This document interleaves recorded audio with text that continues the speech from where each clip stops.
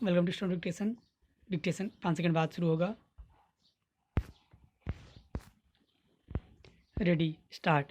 हिंदी के मूर्धन्य कवि सोहनलाल द्विवेदी ने जिस महान व्यक्ति का वर्णन करते हुए ऐसा लिखा है वे कोई और नहीं बल्कि भारत के राष्ट्रपिता मोहनदास करमचंद गांधी हैं। जी हाँ, वही महापुरुष जो महात्मा गांधी के नाम से विश्वविख्यात हैं। करोड़ों लोग उनके बताए मार्ग पर चलने के लिए यूं ही तैयार नहीं रहते थे, बल्कि सत्य और अहिंसा की नीति का उनके पास बल था, जिसका प्रयोग कर उन्होंने भारत को ब्रिटिश साम्राज्य से स्वतंत्र करवाने में महत्वपूर्ण भूमिका निभाई थी। महात्मा गांधी का जन्म 2 अक्टूबर 1869 को गुजरात के पोरबंदर नामक स्थान पर एक समृद्ध परिवार में हुआ था। उनके पिता करमचंद गांधी पोरबंदर के दीवान थे। उनकी माता पुतलीबाई अत्यंत धार्मिक प्रवृत्ति की महिला थीं। घर के धार्मिक परिवेश का प्रभाव मोहनदास पर भी पड़ा और उन्होंने राजनीति में आने के बाद भी धर्म का साथ नहीं छोड़ा। गांधी जी की प्रारंभिक शिक्षा पोरबंदर के ही एक स्कूल में हुई। प्रवेश परीक्षा के बाद उन्हें उच्च शिक्षा के लिए भावनगर के श्यामलदास कॉलेज में भेजा गया, किंतु वहां उनका मन नहीं लगा। बाद में उनके भाई लक्ष्मीदास ने उन्हें बैरिस्टर की शिक्षा प्राप्त करने के लिए इंग्लैंड भेज दिया। इंग्लैंड जाने से पहले ही मात्र 13 वर्ष की आयु में उनका विवाह कस्तूरबा गांधी से हो गया था। 1891 ईस्वी में गांधी जी इंग्लैंड से बैरिस्टरी पास कर स्वदेश आए और बम्बई में वकालत प्रारंभ कर दी।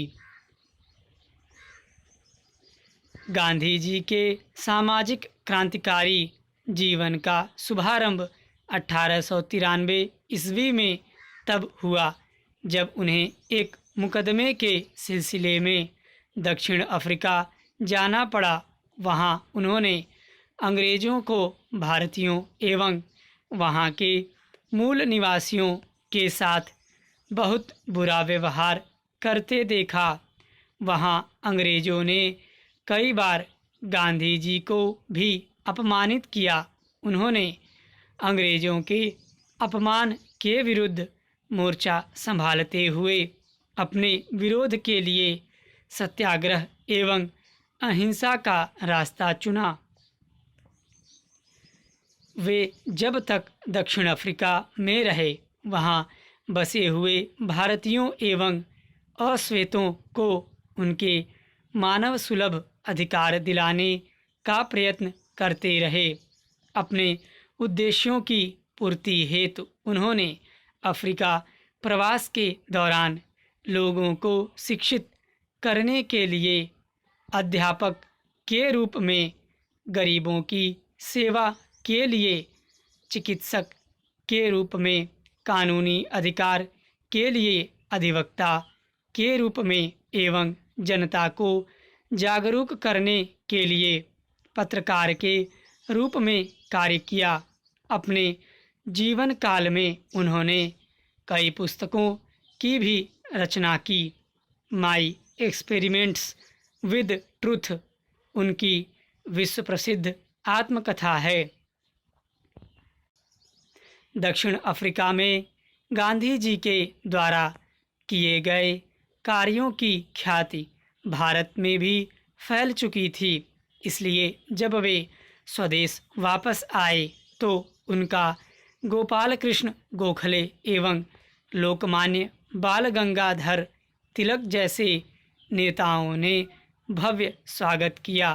भारत में गांधी जी ने जो पहला महत्वपूर्ण कार्य किया वह था बिहार के चंपारण जिले के निलहे किसानों को अंग्रेज़ों से मुक्ति दिलाना। वर्ष 1917 में गांधी जी के सत्याग्रह के फलस्वरूप ही चंपारण के किसानों का शोषण समाप्त हो सका। भारत में अपने उद्देश्यों की पूर्ति के लिए गांधी जी ने गुजरात के अहमदाबाद में एक आश्रम की स्थापना की। इसके बाद अंग्रेज सरकार के विरुद्ध उनका संघर्ष प्रारंभ हुआ और भारतीय राजनीति की बागडोर एक तरह से उनके हाथों में आ गई। वे जानते थे कि सामरिक रूप से संपन्न ब्रिटिश सरकार से भारत को मुक्ति लाठी और बंदूक के बल पर नहीं मिल सकती। इसलिए उन्होंने सत्य और अहिंसा की शक्ति का सहारा लिया। अपने पूरे संघर्ष के दौरान उन्हें कई बार जेल भी जाना पड़ा। अंग्रेज़ों का विरोध करने के लिए वर्ष 1920 में उन्होंने असहयोग आंदोलन प्रारंभ किया। स्टॉप।